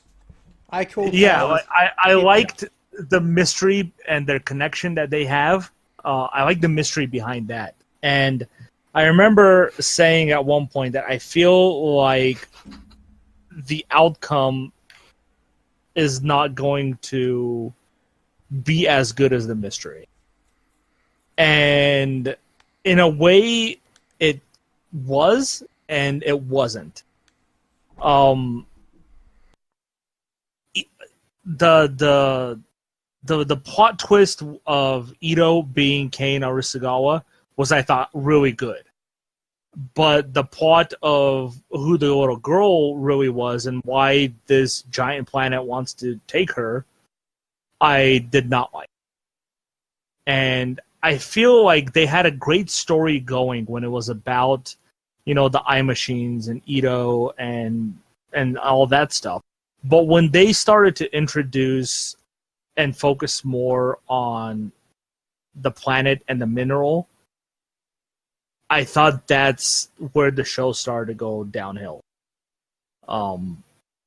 Especially towards the end, where, he gets all his memories back, and his supposed best friend is now trying to kill him, and he's essentially kind of lost his goddamn mind, and he's trying to control, what's the planet's name again? What is it? Rajiv. And he's trying to control Rajiv. He tries to implement some sort of weird virus to give him control over it, and it backfires on him. He throws a load of clones of himself into this. Yeah, like it just started to go ape shit crazy. You mean the thing that they should have done anyway? Oh no, we died, but thank God we don't have this clone system that we have. And quite honestly, I don't even remember what the hell happened. And I finished it on Friday, and those last few episodes, like, I don't remember. Like, I remember the mom thing, and I remember the little girl was able to start speaking again. But I can't, for the life of me, remember how they stopped Rajiv and why it wanted to destroy planet Earth. I could tell you how they stopped Rajiv. I know how. Please tell me. Okay. Friendship. Friendship stopped Rajiv. Okay, take it back. I don't want to know now. He's not wrong in a way. Basically, it's at that point when Jennifer, Alice's mom, mind tranced into the core of Rajiv, with Ito, where she's then reunited with her daughter. Yeah. And it's at that point where Ito / Kane, who he knows who he is now, and his friend Adams, they kind of reconcile a little bit. And it's at that point that with his reconciliation, Rajiv basically decides to turn around and no longer pursue humanity in that way, because he learned that there are other civilizations in the universe. See, like, I don't get how they even were able to get into the framework, I guess, of Rajiv. I think that's where Alice comes in a little bit. She kind of helps to, And plus, but if it's and him getting his memories back. But the thing is, it's not a machine. It's essentially a living organism. How would they able to? Well, you got to remember that their technology is based on the thing that he's made of. So, yeah, it's because of the Orachalt. The glowy pink rock thing. The properties that it has, that's what allows for the mind trance to happen in the first place, and that's how they're able to get access to. So Rajiv is essentially a giant Orachope. A lot of its function is because of Orachalt. Yeah. And that's why it goes after Orachalt, because it needs it to live, grow, and expand. Wasn't a fan of that at all. I'm sorry to say. Yeah, there maybe could have been a better I'll be honest, I can't believe how much I remember now. I really can't. Good job, Ben. I'm very proud of you. Yay! But yeah, the power of friendship is how they saved the day. Friendship for the win. So, should we go ahead and do this? Oh, go ahead. Sorry. I was gonna say, I know it was a 3D anime, and I don't have a problem with that. My problem came in when I couldn't tell what was happening during the combat sequences. Yeah. My issue with the 3D animation was the meteors. The meteors look so out of place sometimes. And I think it's the colors they use. Like, the colors just blended together everywhere. And I couldn't really tell what was happening. Space. It's all black. Yeah, there were a few spots where it was hard to discern the action. Like, a lot of the battle sequence, like when they're taking those mining skiffs into it, and that was kind of crazy. For some reason, I don't understand why that happens. It's like, they were never useful the entire series for anything. And I still don't know what the hell the dog thing was. Is that like a dog that was it's an animal I transferred into a robot? Yeah, it was. Yes. Yeah. Oh my god. Yes. I actually thought that's a lot less disgusting than what I thought it was. It was Apple's new product, iDog. Yeah, I thought it was a baby at first that they transferred over into a dog's body. So the dog is a little bit less, disgusting than my idea. I think that was more for comedic purposes, but overall, I just had a really hard time concentrating and getting into it. Wait, we were supposed to concentrate on it. I was if you want to pay attention to what was, oh my god! But you still remembered a lot, Ben. Like I said, I'm surprised. Yeah. And I'm going to be honest with you. I knew this wasn't a perfect anime. In nowhere near like what we had with Violet Evergarden or with it was a nice break. My Love Story. To be honest. I wanted to give this one as a recommendation because it had a very different type of storyline that it was trying to tell. And we kind of had the same sort of storyline the last few, because I did Gamers, which I thought me as was gamers, very different. I thought, oh, this might be about video games. You know, we're a video game podcast as well. Yeah, very little to do with video games. Yeah. Very much to do with Teen romance. social interactions about in teens. Yes, teen angstiness. So that's why I gave this. This was a nice mind dumbing. So should we go ahead and give it a score or rating? Sure. Chille, you want to start? I want to give it 8. Actually, Wow. now it had. I liked it in places. It had it had promise, and the fact that I understood the story more than both of you, it seems, means I'm going to give it one more point. Just because, Chille was able to meld with it. well, you know, I'm dumb. It's a dumb enough story for me to understand. Wow. Garri? I am gonna go a 5.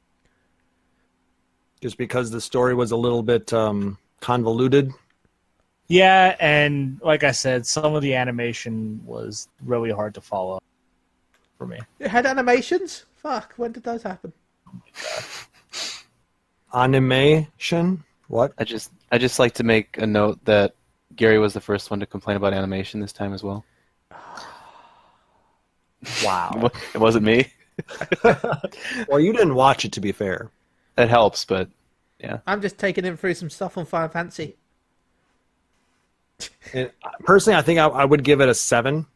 Like I said, I thought it had an interesting story. Yeah. I liked the robots and the idea of taking the human consciousness and putting into an artificial construct. The hijinks were kind of wacky. I liked the interactions with the crew of the excavation company, and but yes, it did lose a lot with the story towards the end. It got to be a little bit. I think to close it off within 12 episodes, they kind of rushed the storyline, which maybe made it even more confusing. They didn't know if they'd get a second season. I'm sure if they'd known they got a second season, we might have seen the story. They could have expand. extended it out, maybe. Yeah, we would have probably ended the story around the time that we found out about the evil twist man. Yeah, I figured that would have actually been an amazing point to end the first season. Learning that Ito was actually Kane Arasagawa. Yeah. But yeah, the fact that that was more towards the middle of the season, and then they ended up pushing in a whole nother arc after that, made everything seem more rushed than it needed to be, and I think it was a detraction overall. So that's why I have to deduct for that. Sounds like a good reason for me. So I think we're done with this week's animes. Animes. Who's picking for this? Look, Amine. Look, I've been doing this since 8 o'clock. It's now 1 a.m. Whose turn is it this week? I don't know. Who was? Should we give it to Tim since he's coming back? Tim, do you want to give us an anime? Oh shit! Hell, I'm not ready. Holy shit! Okay. Well, I just figured I would try and be nice and offer that. Garri, did you do one recently? Not since we came back into rotation. Do you have an anime? Sure. Because I have an anime that someone on the viewer suggested, but then that's not yours, Ben. That doesn't count. Do it, Garri. Well, to be fair though, I was gonna suggest it, and then this guy made me want to suggest it, so I'm tempted. Do it, Garri. And then when this week, and then Chille next week. Yeah, I will do it for you, viewer, because I can't wait for their response.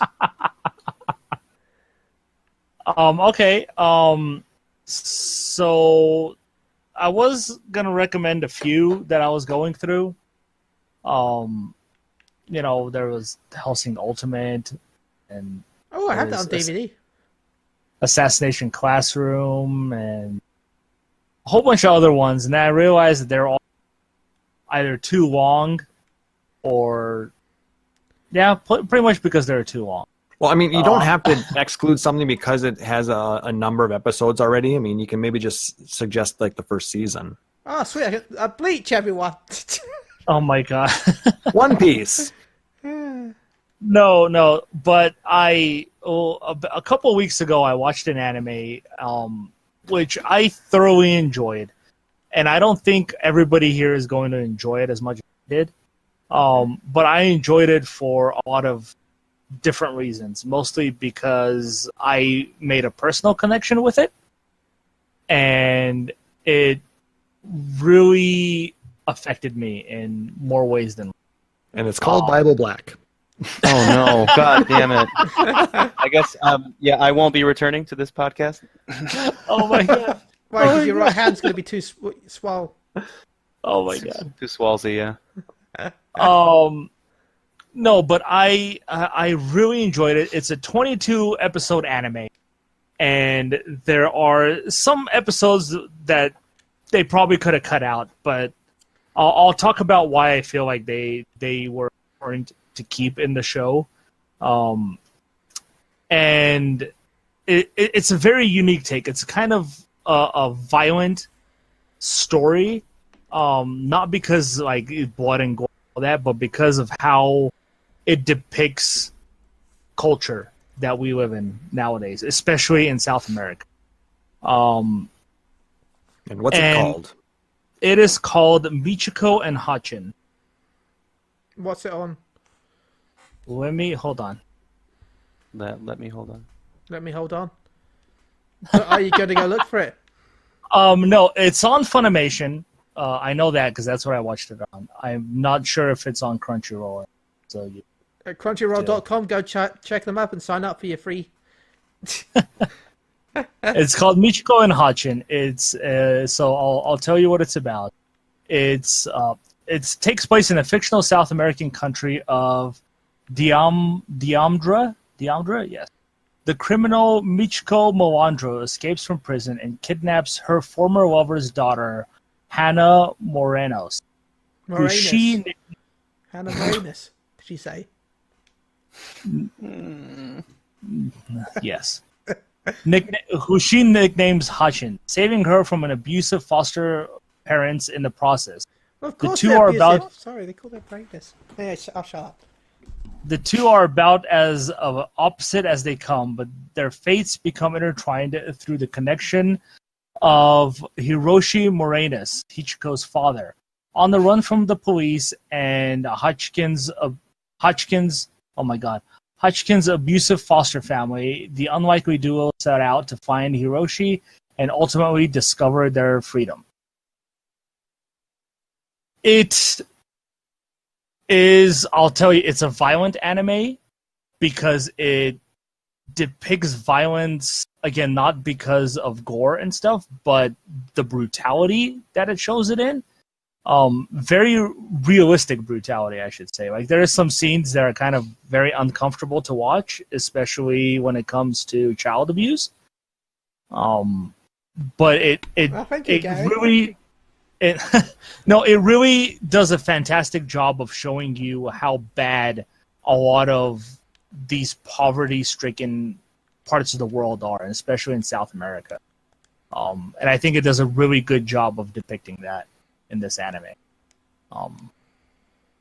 So yeah, Michiko and Hachin is my recommendation this week. That sounds good. Thank you, and we shall look forward to watching it during the week. Well, I don't know if looking forward to it sounds like the right word for what you just described it, but we're going to watch it. There's some moments of it where it's really funny. I know it sounds kind of messed up, but it has some pretty funny moments. It's fine. I look forward to more anus. That sounds about right. It has a fantastic soundtrack too, especially the old is really good. So let's wrap this up because we've been nearly 2 hours. Klauss, have you got any shout outs, and how can they stalk you? Well, again, I want to shout you guys out. Thank you for having me on here and putting up with my horrible recommendations, apparently. It wasn't horrible. It was average. like I said, not everyone can be a home run. So it's nice to make people watch As I something said, that's a little bit different. I liked it because it was different. I mean, it was nice mind numbing Yeah, instead of all the super serially emotional stuff like exactly. Gary's given us. Exactly. Thanks, Garri. Who does that? Oh my god! Fine, don't watch it. Shout out to- That's all I do. Shout out to Tim for joining us this week. Thank you so much. Even though you didn't watch the anime, God. Yeah. I'm a slack. And you didn't even give us a reason to. You didn't say, "Oh, I did watch the anime because I was fighting giraffes with bare hands." Why would I fight a giraffe? I don't know. Because one escaped. Amazing. And you wield a knife for some reason. You and knives. Anyway, shout out to Chris. Hope you're enjoying your time with family. Shout out to Ernest. Hopefully you can join us again soon. We miss you, Ernest. Yep. Shout out to Neil and Alfonso. Hope you guys are doing was hoping well. to be on today, but work. Yep. So hopefully your schedule opens up to where you can join us again and talk shit on anime again. Yeah. It's always a good time. And shout out to my co-hosts out on my other podcast, Phoenix Down Radio. Chille, guy. He's a fucking twat, him. Sarah and That's twat. and Luna. We'll miss you on that show, Luna. We just celebrated, like I said, our 3rd anniversary last night. So if you can check that out at phoenixdownradio.com. And you can find all of my random shenanigans out at Twitter at PHXDN_KLAUSS. So thanks again, guys. A shout out to... Oh, sorry, actually, there will be... Tim, do you want to do shout-outs? And how can they stalk you? Well, I guess I'm going to shout out Phoenix Down Radio again, because that show last night was wonderful. Oh, thank you. Yeah, it's worth a subscribe, that's for damn sure. Aw. Yay. At twitch.tv/Phoenix Down Radio. Hashtag blog. Sorry, I had to pull a Chille there. Yay. She didn't pull on a Chille. Oh. Shout out shout out to Klauss for being sus. Shout out to Garri for a similar reason. Shout out to Chris for, going on vacation instead of hanging out with his friends, whatever. We are his vacation. How dare he? I'm gonna get that written down. Send that to him. Well, you can hear it at psu.podbean.com. Yeah, Chris. psu.podbean.com. Fonzie, hugs and kisses, miss. Yep. And then everybody, of course. You're all great. Every one of you. And you can stalk me if you're really into following really boring people. You can find me on Instagram and Twitter at Timberelli, TIMBERELLI. Garri? You can reach me at Gagwaush, that's JGLAUSH, and also on Instagram by the same name. Shoutouts, you guys for having me on. Chris, I hope you won money on your vacation. Woo! So you can buy you nice things. Because I would have given you something if you were here, but you weren't. Think of all the stones you could get with that. Yeah, think of all those stones. All those stones you could buy. Hey, speaking of, Chris has recently gone into Dokkan Battle, and I told him that he's entered the gates of hell pretty much. Yeah. Yep. Welcome to hell. I really think we need to do like a little section when Chris is on next, where we all talk about Dokkan Battle a little bit. And I came to this idea where if Chris ever asks me if this is a good card, and it's like an LR, I'm going to tell him it's trash, and he's going to sell it or something. Oh my god. If that ever happens, I will mute you on every single thing ever. Wait, no, that is why? so mean. Wait. That is so mean. You can't even do that now, can you? Because when you summon, it pops up saying you've got an LR. Yeah. He might not be paying attention. He might be, what's legendary rare? And I'm like, that's loser rare. That's lower than... Even though it reads legendary rare on the screen, Garri. That's worse than R. That's a normal rating. But yeah, Fonzie, Neil, everyone who's joined us, who's no longer here, Ernest, I wish you were here as well. Hugs and kisses. Hugs and kisses.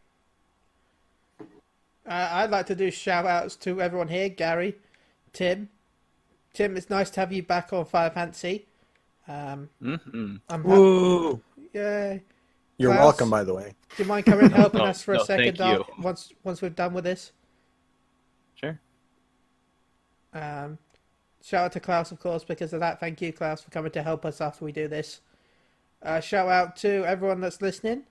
Alfonso, we miss you. A shout out to, Neil. I hope you come back soon as a guest. We miss you so much. I mean, I'm a really shit host, so please come back. Shout out to Phoenix Down Radio, twitch.tv/says Phoenix Down Radio. Go check this out. Shout out to Maelstrom Radio, twitch.tv/says Maelstrom Radio. They're about to reach episode 100. I might be appearing as a guest on that in the next few weeks. Who knows? Maybe. Shout This out is the second to... podcast you spread that rumor, Garri. No, shout out to Work to Game. I'll be appearing as a guest on that, maybe. I don't know. The moment I put her in my pack, it just became something that clicked for our family. Oh, there's Crystal, I think. A shout out to Crystal because... No, that's not Crystal. Oh, okay. Oh, I was hoping Crystal was there. No, she's on her way home. But tell her I said hello. okay. Shout out to Crystal because Crystal's awesome. Yay. Yay. Anyway, that's it for me. I don't have an ending for this podcast like I did the last one, so I'm just going to go with Nanny. So until then, goodbye.